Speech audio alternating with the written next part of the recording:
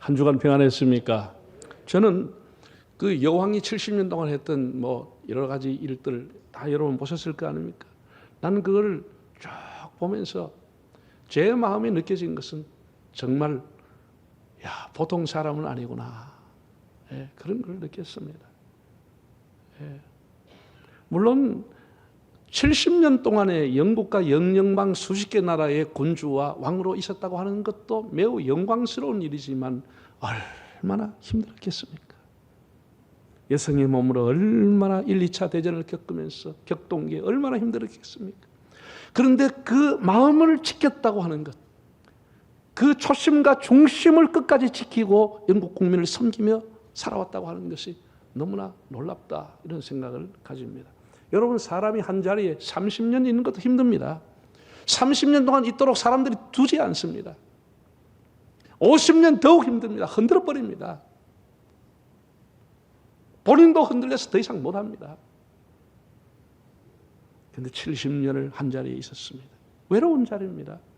한결같은 마음으로 품위를 유지하면서 사사로운 감정 표출하지 않으면서 정치적인 견해도 얘기하지 않으면서 그 중심을 잡고 왔습니다. 수많은 총리가 바뀌었지만 그 중심에 여왕이 영국을 붙들고 있었습니다. 자녀들의 결혼, 왕세 손의 출산, 자녀들의 이혼, 한때 며느리였던 다이애나의 죽음, 그래서 영국의 군주제를 폐지하자는 운동이 일어났고 얼마나 그때마다 마음이 힘들고 고달팠겠습니까? 그러나 마음을 잘 관리하고 잘 다스렸습니다.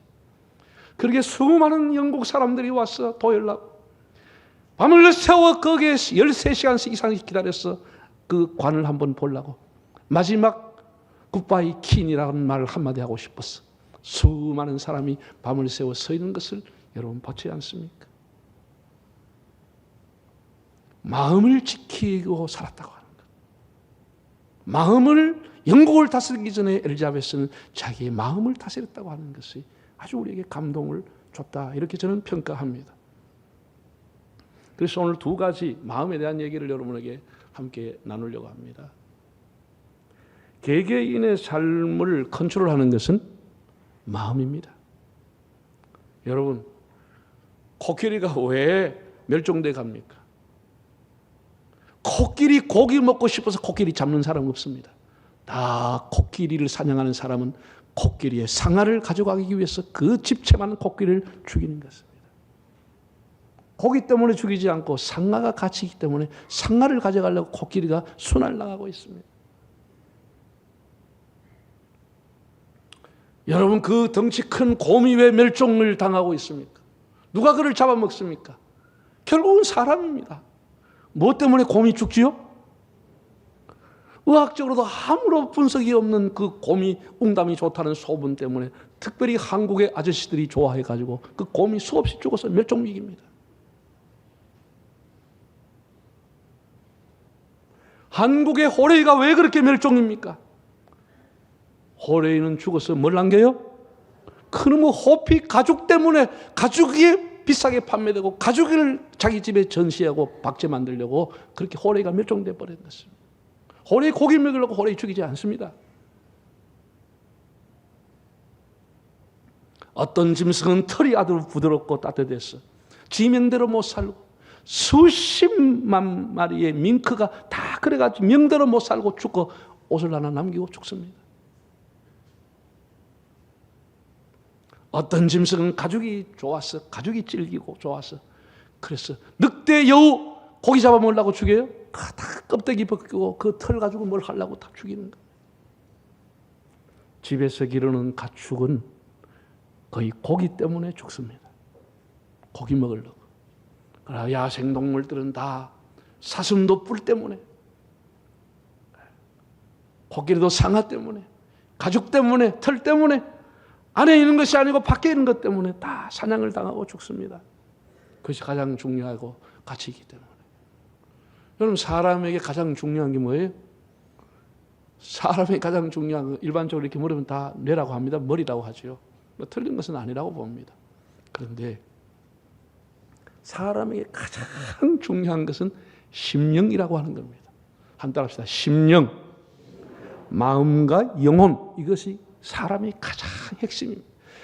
영혼이 떠나면 사람이 끝나는 겁니다. 나이와 상관없이 영혼이 떠나면 끝나는 겁니다. 심령이라고 하는 것이 사람의 이루는 핵심입니다. 오늘은 제가 그 중에서도 마음에 대해서 초점을 맞추겠습니다. 마음이라고 하는 것이 여러분의 일생을 끌고 가는 겁니다. 목적이 끌고 간다, 무슨 물질이 끌고 간다, 그거 아닙니다.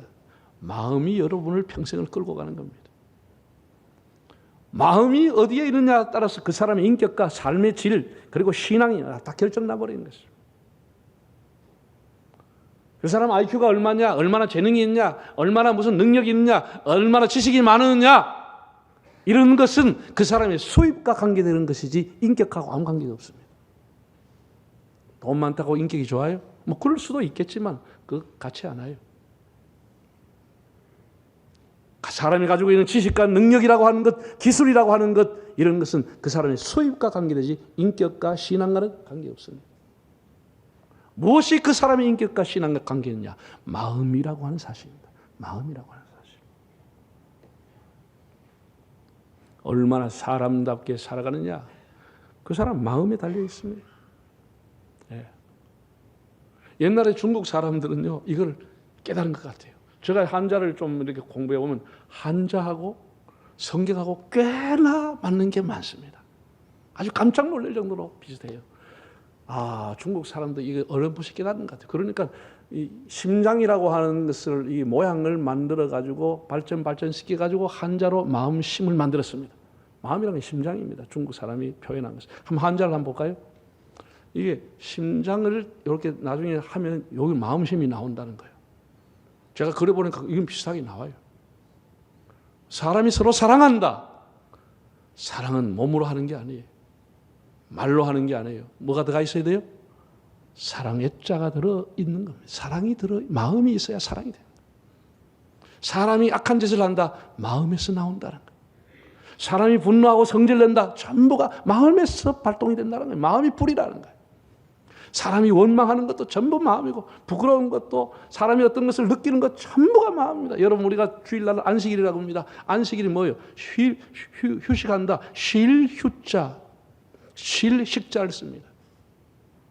뭐가 쉬어야 돼요? 마음이 쉬는 것이 안식이라는 거예요. 몸이 쉬는 게 마음 아니라는 거예요. 마음이 쉬어야 그게 안식일이다. 이렇게 중국 사람들이 쓴 거예요. 은혜를 받아다. 그 사람이 마음으로 감동이 되는 거예요. 마음으로. 뭘 받는 게 아니고 마음으로 먼저 하나님 앞에 감동이 되는 거예요. 네? 국가에 충성한 것도 마음이라고 하는 거예요. 그래서 파생돼 나오는 게 다 이렇게 사람의 감정과 실려 있는 단어들, 뭐 동심이니 호기심이 참 됐어요. 마음이. 네. 사람의 심리 상태를 의미하는 단어는 찾으면 거기가 마음 심자가 들어 있습니다. 얼굴 다듬고 몸매를 가꾸고 몸에 맞는 옷을 철따라 입어 입는데 굉장한 신경과 많은 비용을 드는데, 여러분 마음을 위해서 어떤 노력을 하고 어떤 비용을 지불합니까? 여러분 백년하청이라는 말을 들어보셨죠? 백년하청이다. 이 말의 의미는 100년이 가도 흙탕물인 황하강은 닳지 않는다, 그 얘기입니다. 100년이 가도 황하강은 닳지 않는다. 그걸 백년하청이라고 그래요. 사람이 마음이 바꾸지 않은 부부가 50년을 살아도 불행하게 되는 것입니다. 마음을 바꾸지 않으면 자식이 아주 괴로운 거예요. 새로운 인생을 그 자녀가 살 수가 없는 거예요. 기다림이 만병통치약이 아니라 마음을 새롭게 하는 것이 만병통치약입니다. 마음을 바꾸면 가정이 바뀌어지고 다 바뀌어집니다. 예수님 이렇게 말했습니다. 내가 문 밖에 서서 네 마음을 두드리고 있다. 마음을 두드린다. 바울은 너희는 이 세대를 본받지 말고 마음을 새롭게 함으로 변화를 받아 하나님의 선하시고 기뻐하시고 온전하신 뜻이 무엇인지 분별하라고 했습니다. 마음을 새롭게 하라. 이 마음이 우리가 문제가 아니에요. 마음이. 가룟 유다의 예를 한번 제가 들어보겠습니다. 참 귀하게 주님 앞에 부름받았다가 마음 관리 잘못했다가 그 영광스러운 사도의 길을 버리게 되고 자살하고 끝났습니다. 요한복음 13장 2절을 한번 읽어보실까요? 마귀가 벌써 시몬의 아들 가룟 유다의 마음에 예수를 팔려는 생각을 넣었더라. 마귀가 유다의 어디에다가? 마음에다가 예수를 팔려는 생각을 집어넣었다. 거기다가 쏙 집어넣고 씨를 심어버린 것입니다. 어디에? 마음에다가. 마음이 그 사람의 생각의 그릇입니다. 생각의 그릇이에요. 그래서 이 마음을 지키지 못하면 마귀가 쏙 들어와서 씨를 뿌리고 가버리는 것입니다. 잠언 4장 23절 한번 읽어보실까요? 모든 지킬 만한 것 중에 더욱 뭐를 지키라고요? 너의 마음을 지키라. 생명의 근원이 여기에서 난다. 마음이라고 하는 것이 생각에 담는 그릇일 뿐 아니라 생명의 근원이라는 거예요. 생명의 근원이라. 그래서 우리가 생각을 잘해야 되는 겁니다. 생각을 잘해야 좋은 그릇에 담겨지는 거예요. 아무 생각이나 하면 아무런 마음을 갖게 되는 겁니다. 더러운 생각하면 더러운 마음을 갖게 되는 것입니다. 좋은 생각을 하면 좋은 마음이 되는 것이고 거룩한 생각을 하면 거룩한 마음을 갖게 되는 겁니다. 저는 이 말씀을 깨닫기 전에는 생각만 하는 것은 죄가 아니라는 생각을 막연히 했습니다. 말이나 행동으로 옮기기 전에 생각만 하는 것은 다행이다. 거기서 끝난 것은 다행이다. 그런 생각을 했는데 그것도 틀리더라고요. 창세기 6장 이하를 읽으면 노아 시대의 사람들이 생각하느나 계획하는 것이 다 악했다는 거예요. 생각이 악하고 계획이 악하니까 그 악한 생각과 악한 마음이 결국은 심판을 자초하게 되는 것입니다. 악한 생각하면 안 되는 겁니다. 타락한 생각하면 그것이 마음의 자리를 잡아버려요. 잠언을 보면 미련한 자의 생각은 죄에 이른다 이렇게 했습니다. 생각의 근원, 생각의 그릇이 마음이라고 하는 겁니다. 이 중요합니다. 사탄과 마귀가 마음에다가 생각을 통해서 씨를 딱 뿌려놓고 자리를 잡아버리는 겁니다. 그러면 여러분 한 번 자리 잡으면 사탄이 쉽게 나가지 않아요. 아예 그런 생각을 차단해야 되지. 그게 내 마음의 자리를 잡으면 안주인 행사를 하게 되는 거예요. 주인 행사를 하는 겁니다. 교만하고 완악하고 음란하고 그것이 그를 딱 잡아버리고 지배하는 겁니다. 그래서 스토킹하고 중독이 되고 남의 뒤를 따라가는 끔찍한 일을 벌이게 되는 겁니다. 칼이 사람을 죽입니까? 아니에요. 칼을 들기 전에 마음이 이미 그를 죽여버린 것입니다. 마음이 이미 그를 살인하는 것입니다. 마음이 이렇게 중요한 겁니다, 여러분. 네. 마음이 나를 만들고 내 인격과 신앙을 삶을 컨트롤하고 마음이 일평생 여러분의 삶을 지배합니다.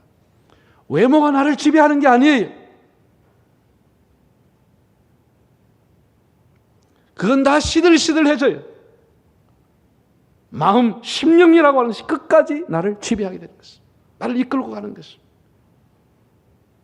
여러분 선한 마음을 갖기를 바랍니다. 그래서 무엇보다도 우리가 마음을 절제하고 지켜야 합니다. 요즘 사람들이 자기 몸과 건강 지키려고 얼마나 힘씁니까? 정기적으로 병원 가서 종합검사하고 뭐 눈이 오든지 비가 오든지 우산 쓰고 이제 운동하잖아요. 먹는 것 아무거나 안 먹습니다. 다 요즘은 먹는 것까지 신경 엄청 씁니다. 텔레비전 보면 전부 먹방이고 뭘 먹어라 엄청나게 신경 써 먹습니다. 또 사람들은 자기 재산을 증식시키기 위해서 자기 재산 지키기 위해서 엄청나게 머리털 다 빠집니다. 돈도 못 벌고 머리털만 다 빠집니다. 어느 부잣집에요 건총 강도가 들어왔어요. 그래가지고 밤중에 그 주인이 한테 도와서 손들어라 하고 돈 내놔라 하면서 큰 행랑 가방을 집어 던졌어. 다 담아라. 그랬더니 이 사람이 뭐 하겠다고 고개를 가오로 흔들으니까 그 사람이 건총을 가지고 머리 가까이 대고 돈 낼래 죽을래 하니까 이 사람이 죽을래 가더랍니다.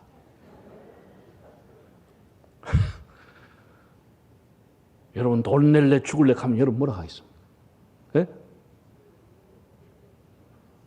잘 듣고 대답하세요. 나는 그 사람이 죽을래 하는 게 이해가 돼요. 그 사람이 돈을 벌기 위해서 얼마나 평생 고생할 거 아니에요? 자기는 죽으면 되지만 그 돈이라도 남아야 가족들이 먹고 살 거 아니야. 그리고 상당히 책임감이 있다 이런 생각이 듭니다.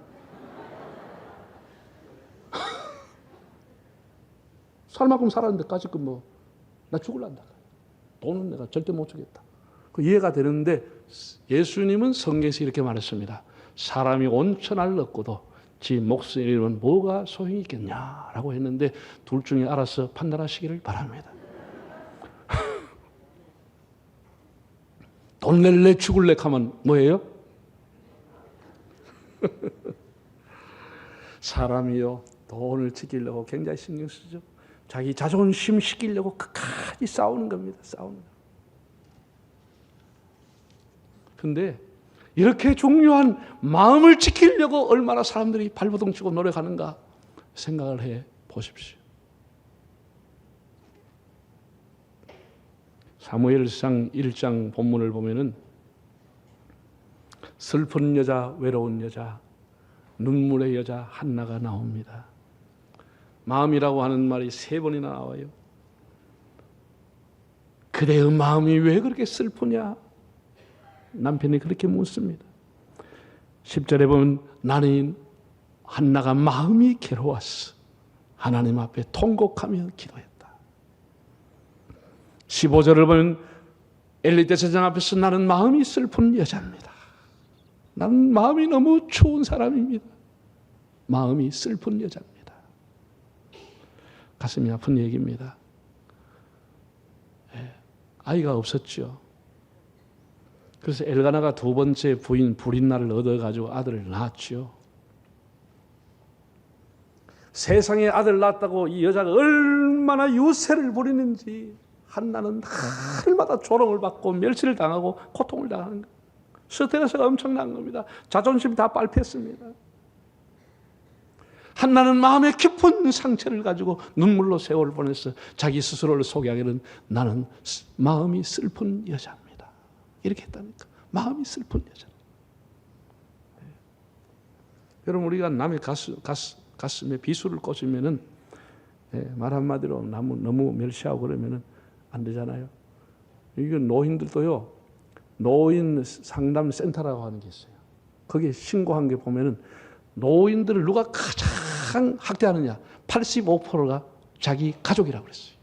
자기 아들이, 자기 딸이, 자기 며느리가 왔어. 왜 안 죽냐고 계속 괴롭힌다는 거예요. 밥이 먹고만 넘어가냐? 계속 괴롭힌다. 85%가 자식들 때문에 학대를 당하고 있다는 거예요. 죽고 싶다는 거예요. 부부 간에 누가 자를 괴롭혀요? 부모 자식 간에 누가 자를 가장 까시고 괴롭힙니까? 가족입니다. 가족의 학대를 말릴 수도 없고 간섭할 수도 없고 그런 거예요. 기가 막혀. 평생을 눈물로 살아가는 겁니다. 여성들이 나는 마음이 슬픈 여자입니다. 얼마나 가슴 아픈 얘기. 자, 이 한나가 깊은 상처를 받고 마음이 슬픈 여자로 눈물로 세월을 살아가는 것. 자, 1장 6절 한번 읽어보실까요? 여호와께서 그에게 임신하지 못하게 하심으로 그의 적수인 브린나가 그를 심히 격분하게 하여 괴롭게 하더라. 세상에 그 적수라 그랬어요. 라이벌이라 그랬어요. 브린나가 그래가지고 격분시켰다는 거예요. 한나를 히브리어로 카스, 충동질하다, 약오르기하다, 찌르다 이런 뜻을 갖고 있어요. 예. 날마다 가슴을 찌르는 거예요. 날마다 사람을 약이 오르게 하고 스트레스 받아 죽게 하는 거예요.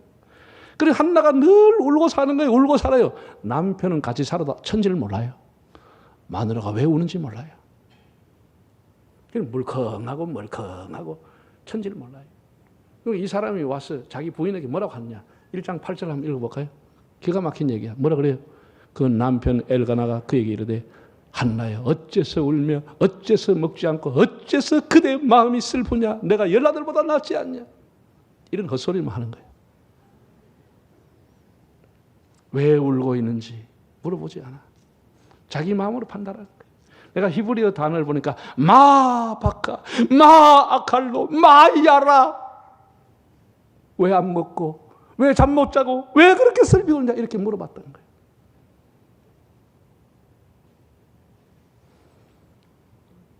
사람이 마음을 계속 찌르니 얼마나 고통스럽겠어요. 한나가 위대한 것은 이것을 가지고 감정을 폭발해보고 우리가 머리끝에 가지고 싸움했다 그런 말은 없습니다. 성경에 보면 한나는 정말 하나님 앞에 나와 눈물로 통곡으로 기도했다. 서운하며 기도했다. 금식하며 기도했다. 기도라고 하는 종류는 다 하는 거예요. 다 하는 거예요. 눈물로 기도하는 거예요. 금식하며 기도하는 거예요. 하나님 앞에 서운하며 기도하는 거예요. 그 감정을 사람에게 폭발하지 않고 마음을 다해서 하나님께로 향하게 되는 겁니다. 상한 마음을 다스리고 그걸 절제하는 게 얼마나 어려운 일입니까? 그 분노를 다 다스리고 그러면서 하나님 앞에 나가는 거예요. 여러분 교회를 하시다가 뭐 가정에 뭐 어떤 사회를 하다가 다 상처 많이 받죠. 상처 받아요. 그러나 감정을 폭발시켜 버리면 안 되는 거예요. 항상 우리는 마음에 위기를 품고 아픔을 품고 상처를 품고 하나님 앞에 심정을 도와주시기를 바랍니다. 하나님이 위로하는 시간이 오는 겁니다. 하나님 다 보고 계시니까 하나님이 위로하는 시간이 다가오는 겁니다. 너 예수께 조용히 나가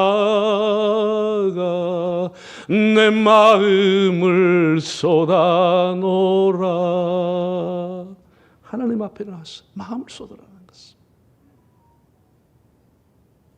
마음을 다해서 하나님 앞에 기도해서. 잠언 16장 32절 한번 보실까요? 노하기를 더디하는 자는 용사보다 낫고 자기의 마음을 다스리는 자는 성을 빼앗는 자보다 나으니라. 자기 마음을 다스리는 자. 남의 마음 자꾸 다스리려고 하지 말고 자기 마음을 다스리. 자기 마음. 바울은 내가 나를 쳐서 그리스도에게 복종한다고 했습니다. 아직도 덜 된 자, 아직도 욕심꾸러기인 자, 아직도 부족한 자, 그걸 보면서 나를 쳤어. 내 마음을 절제하면서 다스리면서 살아가고 있다. 이렇게 표현한 것입니다. 마음을 다스릴 수 있다면 그 사람은 죄를 다스릴 수 있게 되는 겁니다. 우리가 주일을 성수한다, 교회 와서 봉사한다, 헌금을 드린다. 우리가 형편을 따라 하는 게 아닙니다. 우리의 마음이 확정되었기 때문에 하나님 앞에 평생을 그렇게 살아가는 것입니다. 우리 환경 따라 그렇게 하는 게 아닙니다. 사랑하는 성도 여러분, 우리 삶을 컨트롤하는 것은 평생도록 내 마음을 이끌어가는 것은 마음입니다. 심령입니다. 아주 중요합니다.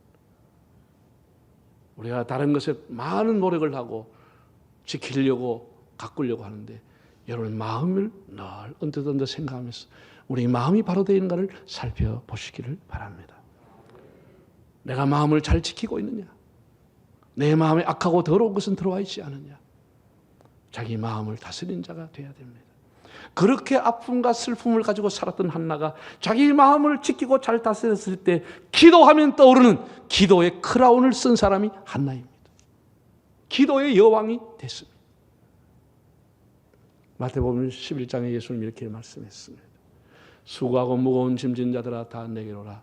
내가 너희를 쉬게 하리라. 나는 마음이 온유하고 겸손하니 나에게 와서 배우라고 했습니다. 바울은 빌립보에서 이렇게 말했습니다. 너희 안에 이 마음을 품으라. 그 그리스도 예수의 마음이다고 했습니다. 우리가 그 무엇보다도 마음이 소중함을 깨닫고 마음을 잘 관리하고 평생토록 우리 이제 마음을 잘 관리하고 온 마음을 다해서 하나님 사랑하고 우리 이웃을 사랑하면서 살아가는 복된 삶이 되시기를 바랍니다.